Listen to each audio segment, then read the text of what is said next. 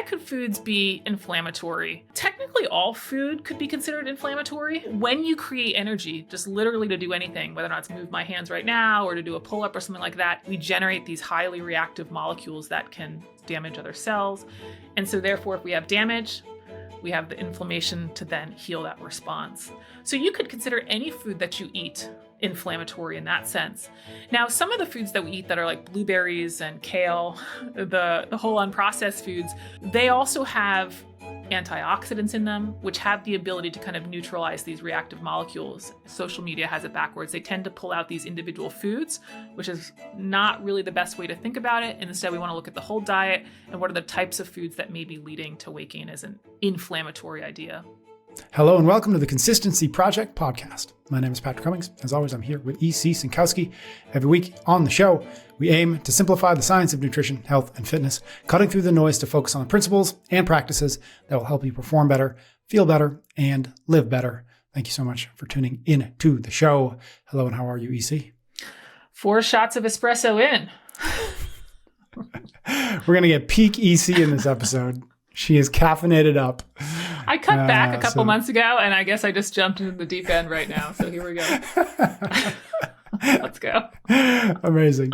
All right. So fully caffeinated EC. Here's what we got today. We've got our main chat's going to be a breakdown of the 6 most prevalent social media myths that you get questions about, that you see yourself.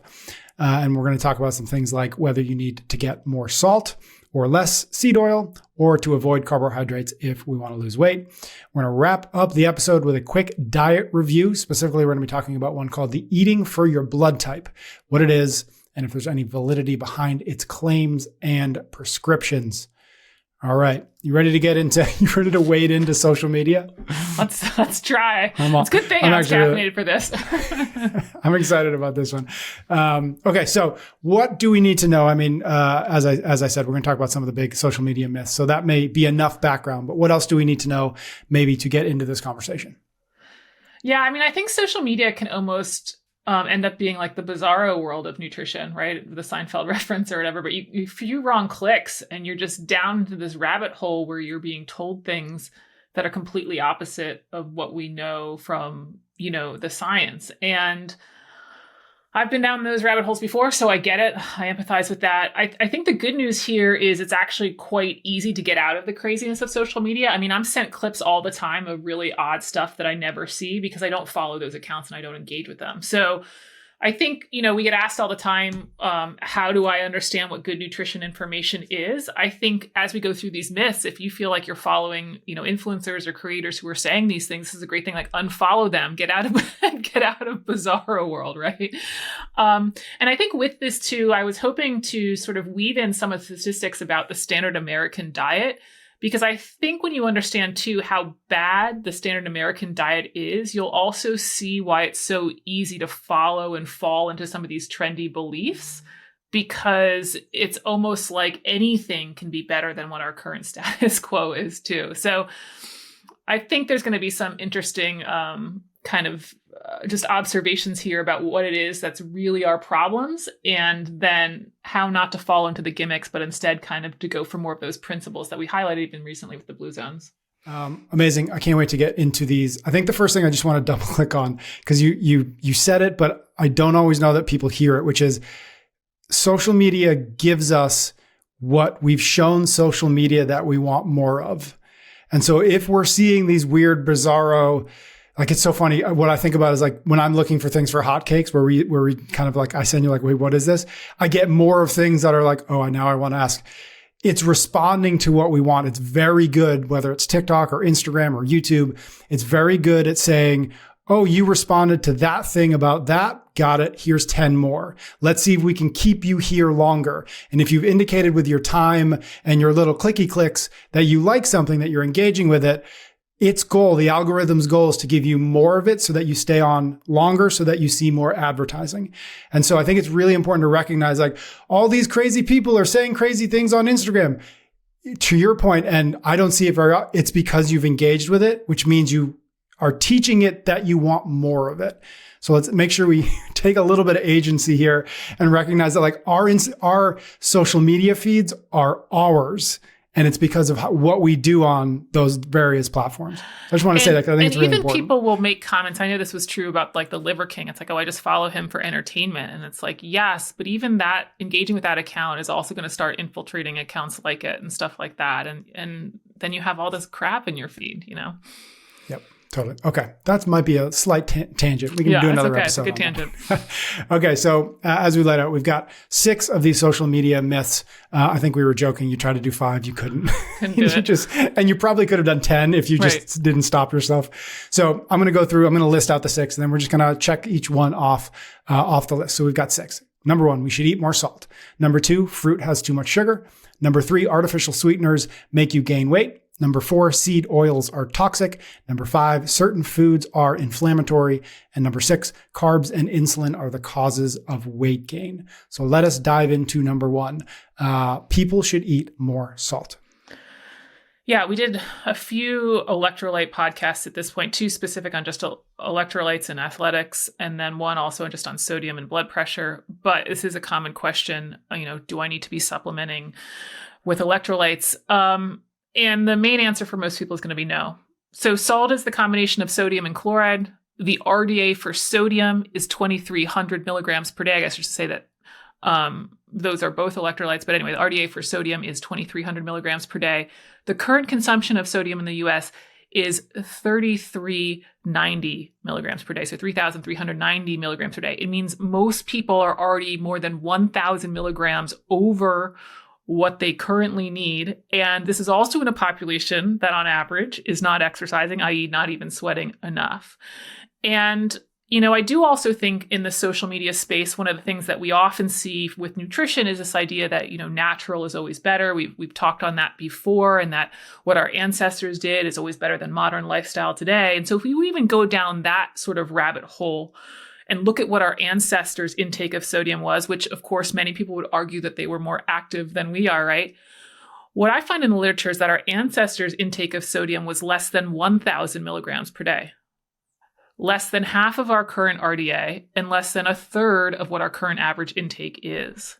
And this makes sense because when we look at where we get our sodium from, 80% of it comes from packaged foods, processed foods, or restaurant stuff. It's not because of the salt shaker at home. And I think people probably in our kind of community don't even realize how much sodium is in the healthy processed stuff, the jerky, like the fruit and veggie soups or whatever it is. Anything that's packaged, flip it over, look at the sodium. I think you're going to be surprised how so many healthy things can be 20 or 30% of your daily needs just in that one food. So, I don't like always looking at what our ancestors did to let that decide what should be optimal today. But I think it's just interesting is that I see sometimes the people that are really pushing for more salt are also these people who tend to also push the ancestral lifestyle, yet the ancestral lifestyle didn't have much salt. Now, one of the reasons we don't want too much salt is that it can be contributing to high blood pressure, which is then one of the risk factors of cardiovascular disease. Of course, we know it's never one thing. It's not just salt that dictates cardiovascular disease or high blood pressure, but it is one of the factors. And so that's really why we don't want to just be like taking more salt for the sake of, making sure we have plenty of electrolytes around. Now, is it possible that some people need more salt? Yes, of course, but we don't really know that until we measure it.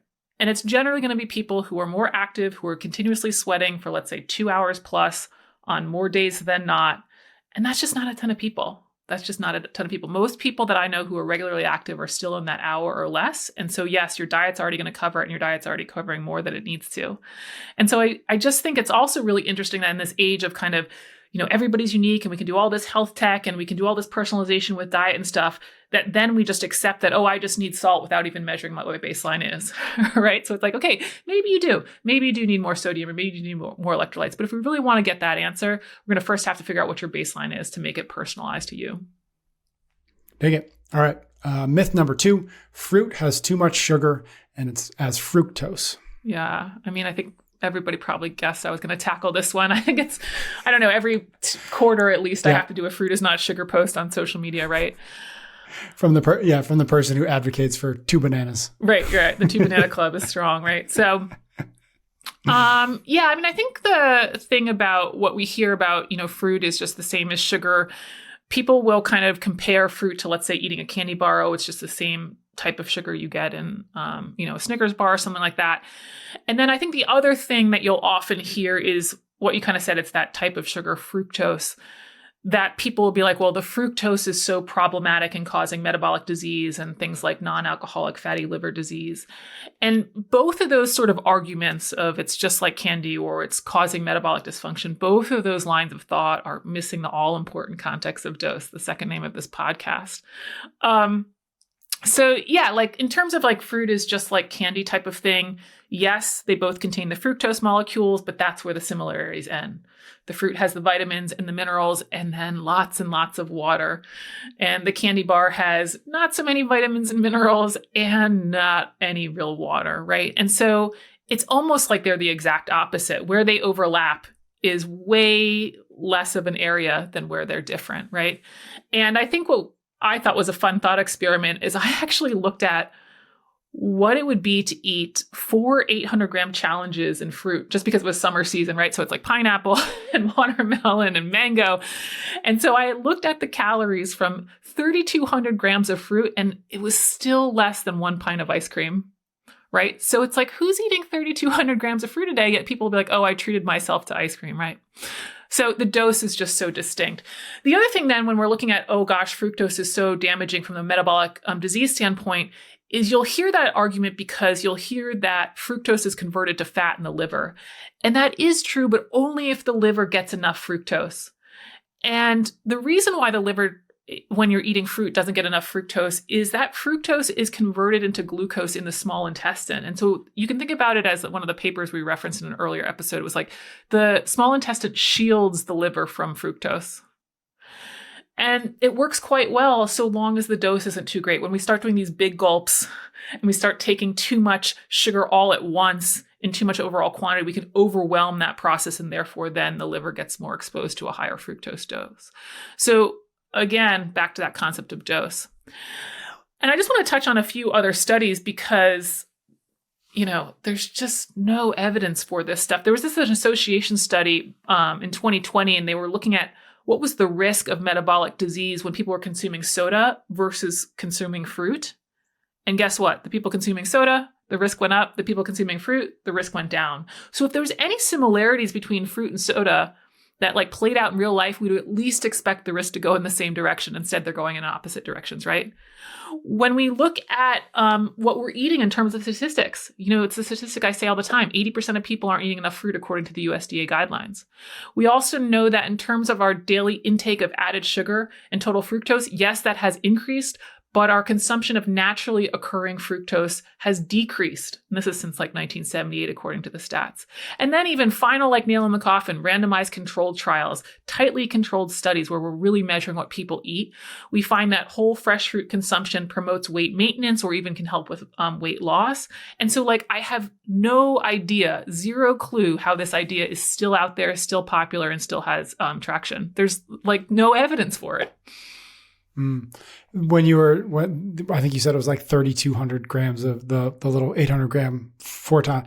So is the argument there that people making, maybe implicitly, maybe not directly, but they're saying that the dangers of fructose is higher than the dangers of calories? In other words, fructose matters more than calories do. Is that seems to me to be like the implicit argument, and perhaps the only one that makes not that it makes sense, but it makes sense as to why somebody would say that. In other words, like calories don't matter. It's this fructose thing that's really dangerous.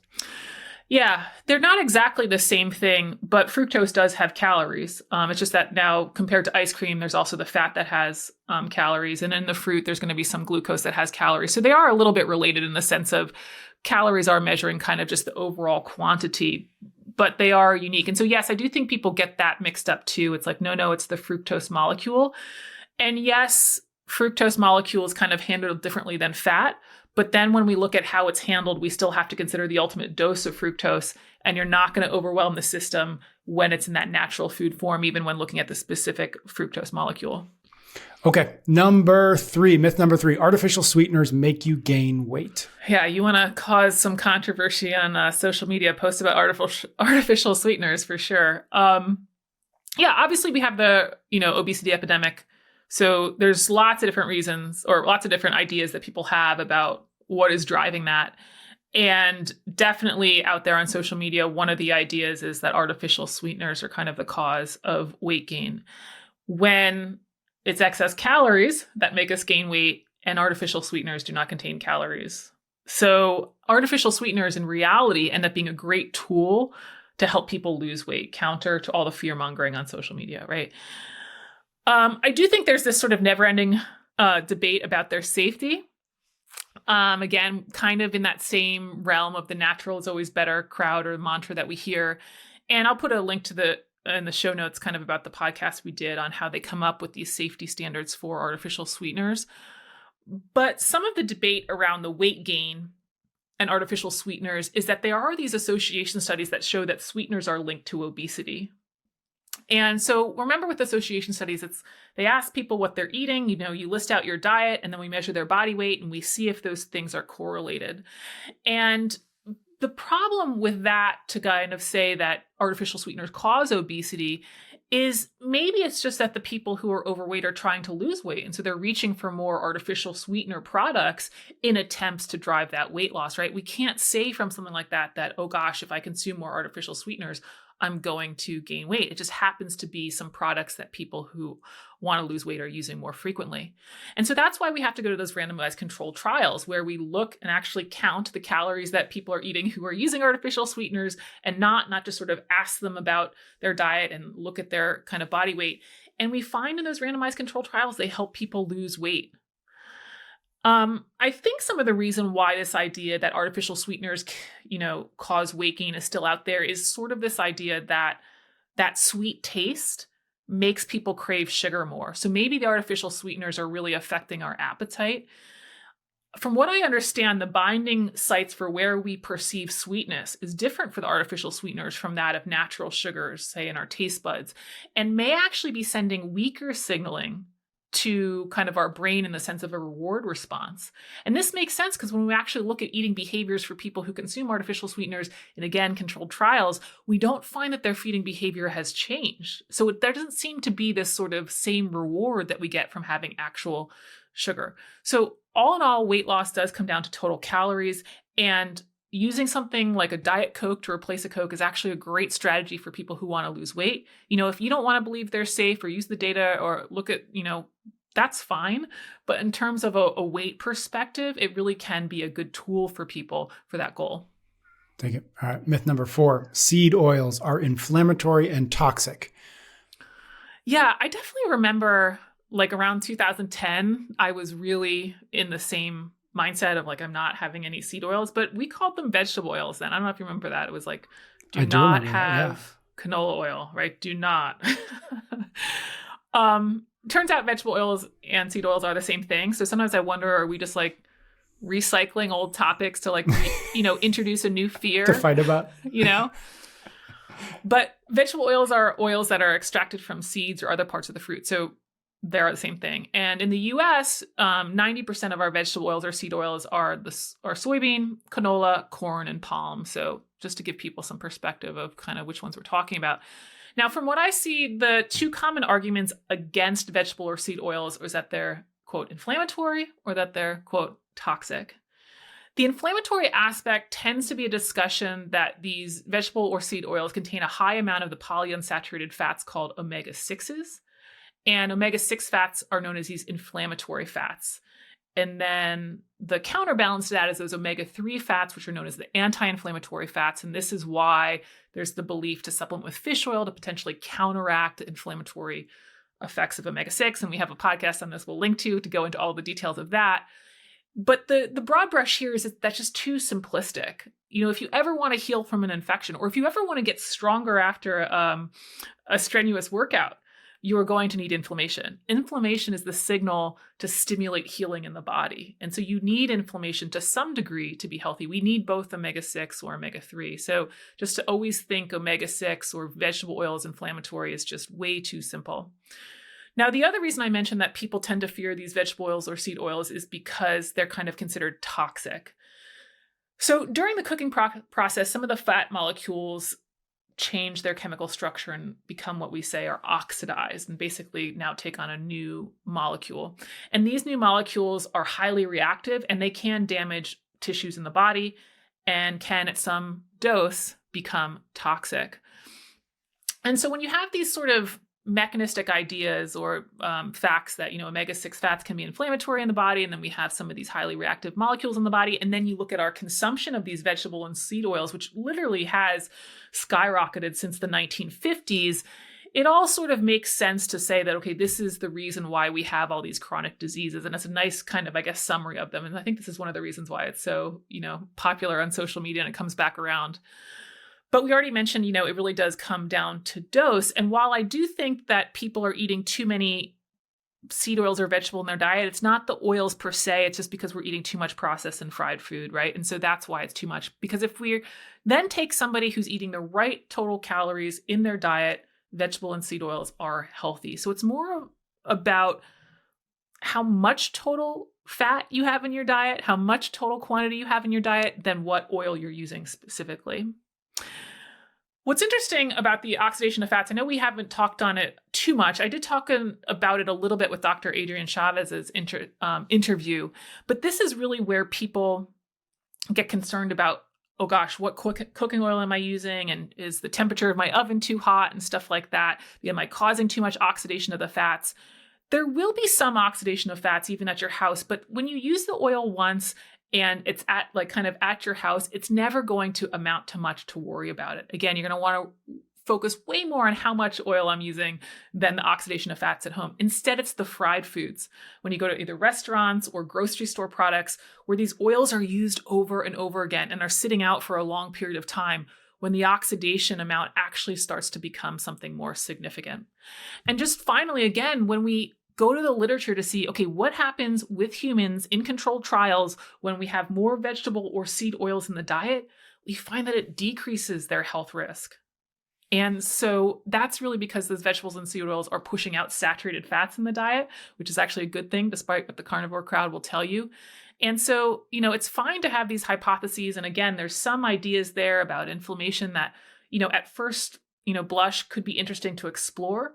But when we go to the human studies and the research and see that falls apart, it's time to get rid of that myth. All right, moving right along. Myth number 5. X food is inflammatory. In other words, a certain food is inflammatory. Dairy is inflammatory. Grains are inflammatory. Beans are inflammatory. These are the ones I was thinking of when I was kind of thinking about that. So why could foods be inflammatory? Technically, all food could be considered inflammatory. When you create energy, just literally to do anything, whether or not it's move my hands right now or to do a pull-up or something like that, in that process of creating energy naturally, we generate these highly reactive molecules that can damage other tissues, damage other cells. And so therefore, if we have damage, we have the inflammation to then heal that response. So you could consider any food that you eat inflammatory in that sense. Now, some of the foods that we eat that are like blueberries and kale, the whole unprocessed foods, they also have antioxidants in them, which have the ability to kind of neutralize these reactive molecules. And so this is why you'll often hear about anti-inflammatory foods, or typically our whole unprocessed foods, because they contain these molecules that have the ability to kind of neutralize or dampen those highly reactive molecules. I think this is often how inflammatory foods are thought about in social media. Basically, if they have the antioxidants, if they're whole unprocessed foods, they're considered anti-inflammatory. And then if they're sort of more of the junk food, they're considered inflammatory. I just don't think that's very useful in terms of kind of the end result. I think that's a little bit too small scale, and we're going to get to what I think we should focus on. But another reason why foods can be considered inflammatory is a true allergic response. I'm allergic to seafood, or I'm allergic to soy, or whatever it is. And those are the people that might have hives or the swelling of their throat or their tongue, or like the EpiPen, like truly severe allergic response. And certainly those people can think about, if you're allergic to seafood, you can certainly think about as seafood is inflammatory to you. That's generally, though, not how the word inflammatory is used in social media. Finally, another way to think about how food could be inflammatory would be any food that contributes to somebody's weight gain. That should be considered inflammatory. And that's because fat tissue is inflammatory. When your fat tissue grows in size, it triggers an immune response. There we go. We've got then inflammatory signaling. And this is why obesity is linked to so many chronic diseases, is because it is an inflammatory tissue. And it's really that third reason that I think is how people should be I don't know, fearing is never the word I want to use with foods. But if we're worried about what's inflammatory in the diet, we should think about what are the foods that are leading to my weight gain, not necessarily, oh gosh, it's dairy that's inflammatory, or oh gosh, it's beans, or oh gosh, it's grains.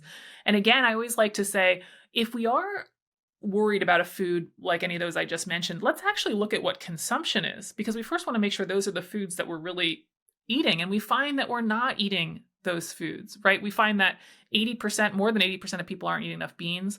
We find that almost 90% of people aren't hitting the right standards for dairy, which I think is about 3 cups a day. 98% of people aren't eating enough whole grains. I mean, that's even worse than fruit.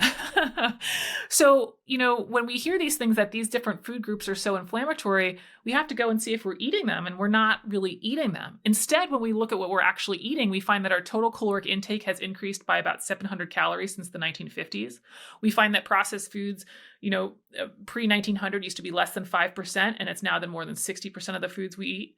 We find that 60% of Americans exceed added sugar recommendations, 74% exceed recommendations for refined grains. 74% of us are overweight or obese. And so this is why we want to be cautious about the foods that are contributing to weight gain, which is all of this processed stuff that we're overeating. It's the dairy when it's mixed in ice cream. It's the grains when it's part of the brownies. That's no longer dairy or grains. It's now a food that we overconsume too much that can lead to weight gain and therefore increase our inflammation. And so again, social media has it backwards. They tend to pull out these individual foods, which is not really the best way to think about it. And instead, we want to look at the whole diet and what are the types of foods that may be leading to weight gain as an inflammatory idea. All right. Myth number 6, carbs and insulin make you gain weight, not calories. Yeah, there's a lot to suggest that's wrong. The carbs and insulin levels driving weight gain is definitely quite popular on social media. We've gone through it before, but I thought it'd be interesting to bring up another idea. And that is that popular weight loss drug, semaglutide. We actually talked about it, I guess, end of last year, but it's sold under Ozempic and Wegovy. Anyway, it's super effective. We find that it can help people lose, let's say, 20% of their body weight, which is unprecedented for a weight loss drug. What's really interesting is semaglutide increases insulin production. And so this is one of the reasons why it's been used for type 2 diabetes, not just for weight loss, but for controlling blood sugar. Because when you can increase someone's insulin production, it allows that drop in blood sugar because it's now helping the body store that blood sugar into the cells and get it out of circulation. But then we also know it's helping people lose weight. And so here's a drug that's increasing insulin and helping weight loss. So it'd be really interesting to know how the people that are really proponents of insulin drives weight gain, how are they handling the results from semaglutide, right? Or how are they kind of explaining that dichotomy? Then, of course, if we look at our controlled feeding studies and we look at what happens when you either give people relatively low carb diets or relatively low fat diets, we find that so long as the calories are controlled, it doesn't matter. And that's the whole paper in the show notes. And there's been multiple studies and not just one on that.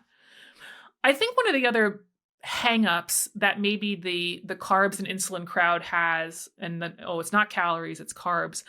I think one of the hang-ups they also might have is they tend to make this argument that, eating 100 calories of a cookie is not the same thing as eating 100 calories of broccoli. And to me, it's sort of like, yes, their caloric content is the same. And that caloric content has the same influence on weight, but there are other properties of the food which make them very different, right? The fiber and the water weight of the broccoli is not the same thing in the cookies, and that fiber and that water weight has a very filling nature to it that then affects appetite, right? When the cookie also has a lot more sugar, which registers more in the dopamine and can start affecting more of the cravings and stuff like that. And so sometimes I think this, the people that are like calories doesn't matter. It's more that they're trying to argue that there are other distinguishing properties of a food. And to me, that's just sort of like, yes, calories is one thing. And then we also have other characteristics or nutrients that we also need to think about. But that doesn't refute the fact that the overall caloric load of a diet is driving the ultimate weight of the person. Take it. Okay. So those are your 6 myths. I think I just have one kind of wrap up question. And it maybe harkens back a little bit to what we started this conversation with about like something you're doing is giving you this quote unquote information, right? Maybe it's misinformation. And so I would love to hear from you. And again, this feels like, it's obvious, but I'd love your take on it anyways, which is, what do we get when we stop subjecting ourselves to this kind of stuff, these kinds of people saying these kinds of things? Like what is on the other end of a social media feed that is cleansed? I'll use a nutrition term, cleansed of these kinds of myths and the people who continue to recycle them time and time and time again. Like what is the benefit of putting in a little bit of effort to make sure we're not subjecting ourselves to this kind of stuff? Peace, less frustration, actual progress. Sounds really nice to me. You know, when you open up social media, it's not like, oh my God, everything is wrong. And oh my God, I'm dying. And just like, oh, okay, yeah, that's an interesting habit, or that's a cool idea, or I really like that meal. Let me try that one this Friday. It's just a little less reactionary, I guess. A little bit more focused on how you're actually going to make real change. I don't know. I don't see a downside. Neither do I. It strikes me as something we've talked about a lot, which is the worried well. And it strikes me as like, this is what these myths, ultimately, they prey on folks who are worried that there's one little thing they're doing wrong, one little danger that they haven't taken out of their lives yet, that might be the trigger for all the bad things. Or if they just do the thing, everything will start to work better for themselves. Mm-hmm. Totally. And that's how these influencers draw, traction and attention, right? Like they need to have they don't need to. There's people that try to preach the basics, and there's a good number of them, and more power to them. But there are some people that realize they can really capitalize on by being different. And so, yeah, I mean, that's how they draw the market, is like, oh, there's this one thing. I know it. I know the secret. Love that. Okay. Thank you, EC. We're going to jump into a diet review in just a few seconds. But first, I want to ask folks out there, if you like this here episode or the show in general, or really anything that EC is doing, the best way to help us continue to grow the show and the work that EC is doing is to share an episode or share the podcast with a friend or a cousin or a colleague or somebody who you think might benefit from a little more of this clarity that EC was just speaking about. We thank you in advance for doing so. Okay, let us close out this episode. We're going to start doing, at the end of some episodes, quick diet reviews. We've done episodes where we've done 2 or 3 or 4 set of reviews in an episode. And we've certainly done episodes where we've talked about just one particular diet, the autoimmune protocol. Is that what it was called? That one we did a whole episode on. We've done one on longevity diets. And so we're going to just do a quick little close on this week. We're going to do eating for your blood type, which I know nothing about, but I can guess at because at least it's named well. Yeah. Yeah. So it was created by a naturopathic physician, PJ Diarmo, something like that. And so, yeah, you eat according to your blood type. I don't think that needs too much explanation. And the theory was behind it that our blood types developed over time. And so the blood type that you have is going to be reflective of a certain time in history when they were eating certain foods. And so, like, if you have type O, according to the blood type diet, we're going to get into what's accurate and not. If you have type O blood, for example, that would be more of the ancestral diet. And so you're going to be focused more on meats and definitely don't have any grains. Group A was considered then to be the next sort of evolution. And that would be more of the agrarian. So there's a higher consumption of grains and then fruits and vegetables. And then group B was considered more of the nomadic kind of ancestors. And so that would definitely have more dairy. And then as far as I understand, like AB people are kind of a mix of mix of A and B, but then they have some certain food restrictions that are different from A and B. And so that's the premise. What really struck me about this, especially after what we just talked about, all of the different statistics of what we're currently eating, it's like, of course, this is going to, quote, work. I mean, you're basically telling people to eat more whole foods in different arrangements, right? Some people are going to eat more meat. Some people are going to eat more fruits and veggies. Some are going to eat more dairy. But none of them were go eat more Pop-Tarts and donuts. Yeah, what's the blood type for Pop-Tarts and donuts? I want Right, that exactly. And so this is the thing about all these trends on social media. It's like, why did this weird, wacky diet work? Why did the celery juice diet work? It's like, well, it wasn't Pop-Tarts and donuts. And it turns out that we have more Pop-Tarts and donuts in most diets than we should, right? And so it's like, can these various blood type diets work? Well, it turns out when we actually look at the literature, yes, they can, but it doesn't matter what your blood type is. You can have type O blood and be successful on the AB diet and vice versa, and every permutation of that under the sun. And what's really interesting to me about this whole thing is, well, there's a few things. Let's get into the meat of it. First of all, as far as I understand, and I'm not the blood type expert, there's actually still some debate or discussion if it really was the evolution of type O to type A to type B to type AB, or whatever the progression in the book is. Like, I don't think there's consensus of how the different blood types came to be from a timeline point of view. So, and I know that was true as of the time the first book was published, 1996. There was definitely discussion about that. And so it's like, to come out with a book where your premise is that these blood types occurred in this order, but yet that wasn't even proven, is interesting. The other thing was in the book, and the first one came out in 96, the second one came out in 94, supposedly from according to one of these PubMed articles that the author references clinical trials that were expected to be completed within 2 years and 12 weeks. There's no evidence of them being done, being completed, the data shown. And yet 7 million copies of this thing were sold, translated in 60 languages. And no evidence for it. No evidence for it. One, the premise, the person doesn't know if it's correct. The blood types evolved in that way. Two, didn't have evidence the diet worked. Wildly successful diet book. Wow.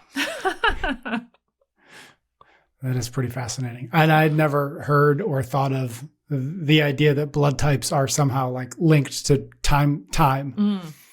Yeah, I definitely wasn't aware of that either before this. As far as I understand, it is legitimate that blood types are linked to different increases in various diseases. Like having a certain blood type can make you more susceptible to X, Y, or Z disease. So I don't think it's wrong to have had that thought, right? Like, whoa, okay, well, maybe my blood type does influence kind of my nutrition choices like that. Like, I don't think the hypothesis is wrong. I think what's wrong is that going to market with the idea before any part of the underpinnings of it has been shown to be true. Yeah. And maybe just to link a little bit of the two conversations we've had here with the social media and this particular book, it's something we've talked about before, specifically around marketing and diet books, which is like, these things aren't really fact checked. They're not held to a certain standard where you've got to prove these three things in order for the publisher to say, okay, we've checked those off the list and now we can go to market. It's really, it's not that. And so what happens is that people respond to something in it, and that response, other people respond to that response, and like, oh, 1 million people read that book. That must be valuable. So now the next 2 million, the next 3 million, the next 6 million people read it because the first 1 million people read it. And it's not because, to your point, the first 1 million people had this wildly effective lifestyle change, whatever. It's just that people responded to the thing that everybody else responded to. And it's the same thing on social media. To your point about the we've talked about the Liver King before, right? Well, yeah, like, oh, I was just watching it for fun and for entertainment. But what happened was he got a lot of visibility, a lot of traction, a lot of engagement. Other people saw that and said, I want the same engagement. I want the same attention. I want the same profits on the other end of it. And so that's what I have to do. And even though I think the Liver King's crazy, I'm using the same basic tactics to do it. And then it becomes a snowball where, well, that's what we have to do to get attention and make money, quite frankly. So that's what we do. And it's not because it's based in truth or fact or anything that you would appreciate, but it's only because people responded to it first. And then people had incentive to say, oh, I want the same thing. All great stuff there. I like your first point too about like the books come to be because there's an audience and because there's a publisher. That's why they come to be. And I know that there's flaws of the peer-reviewed system online, and I know that it's not perfect and people get faulty research published, but there's a system to check, at least. It's not the same for diet books. Not the same at all. And so, yeah, a lot of stuff in the mainstream space. And I think we've talked about this before, like what's the harm of irrelevant data? And unfortunately, there's so much that infiltrates the mainstream and people end up trusting it more because their friend did it, their friend read it, or whatever it is. And then we don't trust the government. But it's like some of these more what people would consider kind of archaic structures do have more checks and balances in place, right? Great. All right. Thank you, EC. Thank you, everybody out there, for listening. Thank you for your ratings and your reviews. And one more time, if you do enjoy the show, please do share it with a friend. It does help us continue to get to do the show. So thank you in advance, EC. And I will be back next week for another episode of The Consistency Project.